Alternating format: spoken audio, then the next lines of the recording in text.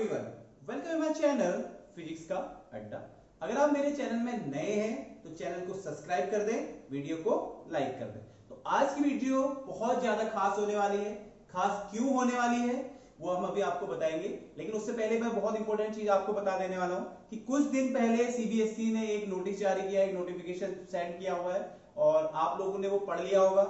और उस नोटिफिकेशन के हिसाब से अगर हम देखें तो अब जो 2021 और 22 जो इस बार 2021 और 22 के जो बोर्ड के बच्चे हैं, जो बोर्ड में एग्जाम देने वाले हैं, तो उन बच्चों के लिए क्या कर दिया गया है, जो एग्जाम होंगे अब टर्म दो टर्म में उसको क्या कर दिया गया है, डिवाइड कर दिया गया है। अब जैसे ही टर्म में डिवाइड हुआ तो बहुत सारे बच्चे कंफ्यूज हो गए कि एक्चुअली उसमें कहा क्या गया है और क्या आज बोर्ड का पैटर्न होने वाला है। ठीक है, अचानक से ये बोल दिया कि आप दो टर्म में होगा तो टर्म 1 में एमसीक्यू पूछे जाएंगे, टर्म 2 में क्या पैटर्न रहेगा एग्जाम का। तो आज उन सभी चीजों को लेके मैं आपके सामने आया हूं। किसी भी बच्चे को कोई भी टाइप का अगर डाउट हो तो वो पूरी वीडियो देखें और उसको समझ आ जाएगा कि एक्चुअली सीबीएसई ने ये किया क्या है और क्यों किया है। सो जैसे कि आपको पता है इस साल 2020 और 21 के जो बच्चे थे वो कोविड के कारण उनका बोर्ड एग्जाम नहीं करा पाया और उनका जो असेसमेंट हुआ या इवैल्यूएशन हुआ वो किस बेसिस पे हुआ, एक्चुअली 11th के बेसिस पे, 10th के बेसिस पे और 12th के प्रीबोर्ड के बेसिस में हुआ। तो सीबीएसई ये चाहती है कि अगर ये सिचुएशन कंटिन्यू रही आगे भी और ज्यादा क्रिटिकल होगी तो उस टाइम पे हम किस हिसाब से जो इस साल के बच्चे हैं उनको कैसे हम असेस करेंगे, कैसे हम उनका इवैल्यूएशन करेंगे, तो उसी के बारे में, उसी को उन्होंने माइंड में रखते हुए ये नया पैटर्न सेट किया हुआ है। ठीक है, तो हम इसी पैटर्न के बारे में आज डिस्कस करेंगे। ठीक है, अगर आपको कोई भी डाउट हो तो आप नीचे कमेंट बॉक्स में अपने डाउट्स लिख सकते हैं और मैं कोशिश करूंगा कि आपके सारे डाउट्स को क्या करूं, सॉल्व करूं। तो चलिए डिस्कस करें कि आखिर सीबीएसई ने क्या किया हुआ है, क्या नया चेंज जो एग्जाम पैटर्न है उसमें क्या लाए हुए हैं। तो सीबीएसई का 2021 और 22 वाला बच्चों जो बैच होने वाला है, जिसको सीबीएसई ने बोल दिया है स्पेशल असेसमेंट स्कीम। ओके, इस बैच के लिए सीबीएसई ने क्या लॉन्च किया हुआ है, स्पेशल असेसमेंट स्कीम। अब स्कीम में क्या है बच्चों, देखिए जो बोर्ड एग्जाम होने वाला है 2020 और 21 के जो बोर्ड के स्टूडेंट हैं उनके जो एग्जामिनेशन है उसको बच्चों 2 टर्म्स में क्या कर दिया गया है, डिवाइड कर दिया गया है। क्या कर दिया गया है, ठीक। तो जो बच्चे अभी 12th में हैं और 2022 में वो एग्जाम देंगे तो उनका जो बोर्ड का एग्जाम का जो पैटर्न होने वाला है वो कुछ इस तरह होने वाला है। देखिए जो एग्जाम्स हैं 21 और 22 के उसको 2 टर्म्स में डिवाइड कर दिया गया। बात करें टर्म 1 की, जो टर्म 1 आपका एग्जामिनेशन होंगे बच्चों वो बेसिकली अभी जो उसका डेट है वो क्या है, नवंबर टू दिसंबर या नवंबर में वो एग्जाम हो जाएंगे और उन एग्जाम्स का जो पैटर्न रहेगा बच्चों वो क्या रहेगा, वो रहेगा आपका एमसीक्यू बेस्ड। ठीक है, क्या रहेगा, एमसीक्यू बेस्ड। और जनरली जो सिलेबस होगा उसको 50-50 पार्ट्स में डिवाइड कर दिया गया है। अभी सीबीएसई ने नया सिलेबस जो है अभी वो लॉन्च नहीं किया है, बट बहुत जल्द उसके बारे में भी नोटिफिकेशन आपको दे देंगे। तो जो भी 50% सीबीएसई सिलेबस जो 50 और 50 डिवाइड करेगी उसका जो फर्स्ट 50% है बच्चों वो जो आएगा उसका जो पैटर्न रहेगा टर्म 1 में वो क्या रहेगा बच्चों, एमसीक्यू बेस्ड रहेगा। तो उसमें आपको बहुत सारे एमसीक्यूज पूछे जाएंगे। अब वो एमसीक्यूज क्या हो सकते हैं, आपके जो सिंपल एमसीक्यूज होते हैं जिनको हम नॉर्मल एमसीक्यूज कहते हैं, या फिर उसमें केस स्टडी हो सकती है, केस दिया होगा उसके बेसिस पे आपको एमसीक्यू सॉल्व करने होंगे, एमसीक्यू को सॉल्व करना होगा। या एक और चीज आपको दी हो सकती है, वो क्या दे सकते हैं आप, असर्शन रीजन आपको दिया हो सकता है। तो ये 3 टाइप के बेसिक क्वेश्चन जो पूछे जाएंगे वो किसमें पूछे जाएंगे बच्चों, एमसीक्यू में। और इसके लिए जो सीबीएसई ने बच्चों टाइम का ड्यूरेशन दे रखा है वो है 1.5 आवर्स, मतलब 90 मिनट्स में आपको क्या करना है, ये टर्म 1 का एग्जाम क्या करना है, सॉल्व करना है। ठीक, अब ये टर्म 1 का एग्जाम स्कूल में होगा, ऑनलाइन होगा, तो क्या होगा इसमें हम अभी थोड़ी देर में डिस्कस करेंगे। उससे पहले थोड़ा सा मैं आपको टर्म 2 की तरफ भी ले जाना चाहता हूं। देखिए जो टर्म 2 का आपका जो एग्जाम होने वाला है वो आपका होगा मार्च से अप्रैल के बीच। ठीक है, जो टर्म 1 है वो नवंबर से दिसंबर के बीच और जो टर्म 2 है that is from March to April. और ये जो एग्जाम होगा बच्चों बेसिकली ये कहा जा रहा है अभी कि ये जो एग्जाम होगा वो किस बेसिस पे होगा, ये होगा रिटर्न पे। देखिए टर्म 1 एमसीक्यू होगा, पूरा कंप्लीटली एमसीक्यू बेस्ड होगा। ठीक, और जो टर्म 2 होगा आपका दैट इज कंप्लीटली रिटर्न। और जो इसके लिए टाइम ड्यूरेशन दी गई एग्जाम के लिए वो कितनी दी गई बच्चों, 2 आवर्स की दी गई। अब बात आती है कि आपने जो अभी तक पढ़ लिया है देखिए जो हमारा ये सेशन है ये लगभग अप्रैल से शुरू हो जाता है और ये जुलाई चल रहा है, ठीक।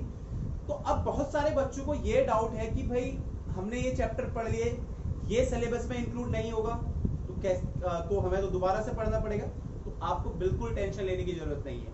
देखिए सीबीएसई हमेशा ये जरूर ध्यान में रखती है, पिछले साल भी उसने ध्यान में रखा कि जुलाई तक सब कुछ हो चुका है। तो जो सीबीएसई आपका जो भी सिलेबस आपका डिवाइड करेगी, तो जो अप्रोक्सीमेटली आपकी जो इनिशियल चैप्टर होते हैं 1 2 3 4 5 चैप्टर जो अप्रोक्सीमेटली अप्रैल से जुलाई के बीच कंप्लीट हो जाते हैं, वो सीबीएसई क्या करेगी 100% आपका क्या करेगी सिलेबस में इंक्लूड करेगी। तो बिल्कुल बच्चों बिल्कुल ऐसा नहीं है कि आपने वेस्ट कर दिया, आपने कुछ नहीं पढ़ा है, तो वो जरूर आपका फर्स्ट टर्म में उसको इंक्लूड किया जाएगा।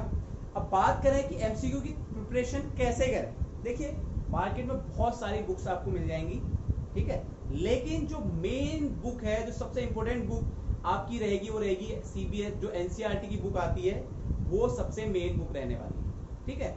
तो how to prepare for MCQs, तो आपने क्या करना है एनसीईआरटी की बुक को line by wise line by line क्या कर लेना है, पढ़ लेना है, एक बार रीडिंग कर लेनी है अच्छी से, ताकि मोस्ट प्रोबेबली क्या रहता है बच्चों जो एनसीईआरटी बुक है वही फॉलो की जाती है बोर्ड के द्वारा। तो अगर आप प्रॉपरली पूरे बुक को एक लाइन वाइज अगर आप पढ़ लेंगे तो आपका बहुत सारा एमसीक्यू क्या हो जाने वाला है, कवर हो जाने वाला है, ठीक।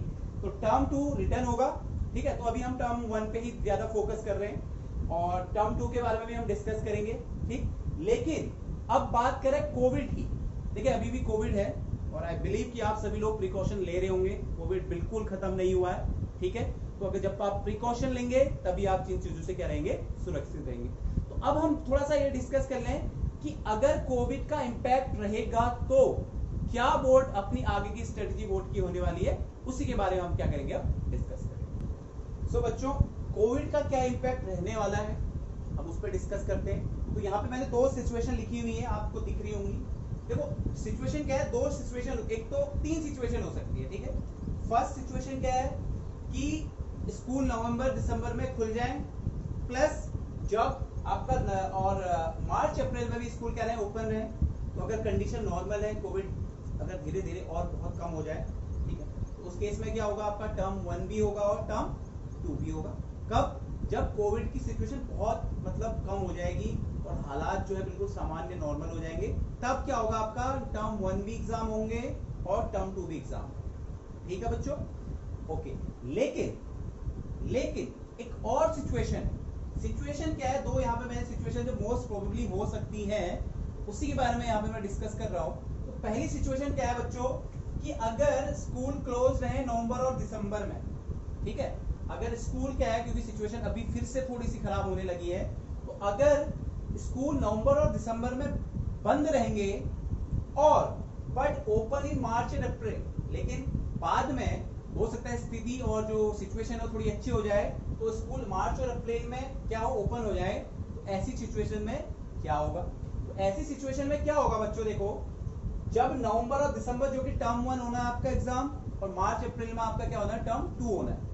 तो जब स्कूल क्लोज है नवंबर दिसंबर में और ओपन रहे मार्च और अप्रैल में, तो बच्चों क्या होगा कि जो आपका टर्म 1 का एग्जाम है, जो आपका टर्म 1 का एग्जाम है, क्योंकि टर्म 1 नवंबर दिसंबर में होना है, ठीक, और उस टाइम पे स्कूल क्लोज है, तो जो भी आपका असेसमेंट होगा वो क्या होगा बच्चों ऑनलाइन हो सकता है या फिर वो ऑफलाइन हो सकता है। मोस्ट प्रोबेबली ऐसा माना जा रहा है कि वो ओमार सीट पे हो सकता है, ठीक। अभी उसके लिए भी हम एक नई वीडियो बनाएंगे, क्या पैटर्न रहेगा जब सिलेबस आ जाएगा, तो हम वहां पे डिटेल में आपसे डिस्कस करेंगे कि क्या पैटर्न रहेगा और किस हिसाब से एग्जाम आपके होंगे। तो सिचुएशन अगर टर्म 1 का एग्जाम क्या होगा बच्चों ऑनलाइन होगा या ऑफलाइन होगा, लेकिन कहां से होगा फ्रॉम योर होम।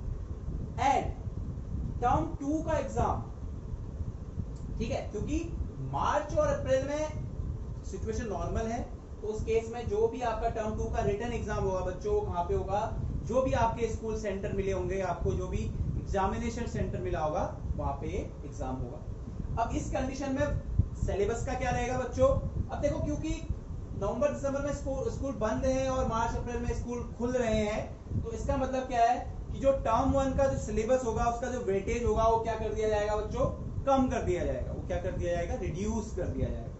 लेकिन साथ में टर्म 2 के सिलेबस को या वेटेज को क्या कर दिया जाएगा, बढ़ा दिया जाएगा। ठीक, पहली सिचुएशन तो ये हो गई।